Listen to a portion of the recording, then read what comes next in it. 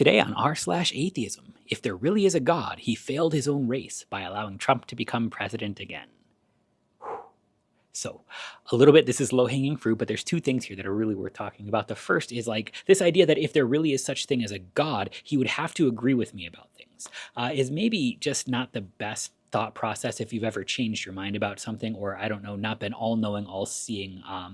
Just if you can't understand how the dishwasher works, at least like the complex settings, maybe God wouldn't agree with you on something, and that wouldn't like make him just cease to exist. The other thing to think about here, and probably even the more important, is that if you actually look inside of his word, first, there are some things about President Trump that the scriptures clearly say God is not okay with.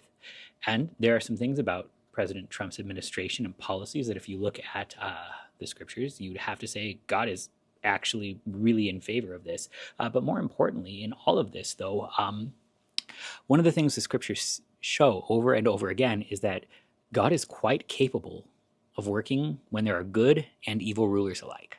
In fact, evil rulers cannot stop God from still being God. Read the second Psalm. It's actually helpful here. But the idea that if you didn't get your way in something, or you don't like the government, there's no such thing as God, really falls flat in its face when the Bible is full of the faithful clinging to God's promises, even in the face of leaders that are oppressive, sometimes even downright evil. Now, I'm not calling President Trump any of these things, but it's something to consider that if your faith in God is wholly, completely dependent on who the president is, maybe your God is the president and not actually God. And if your understanding of who God is has to agree with you, maybe your own God is yourself and not really God. The reason we read the book here is because it's helpful.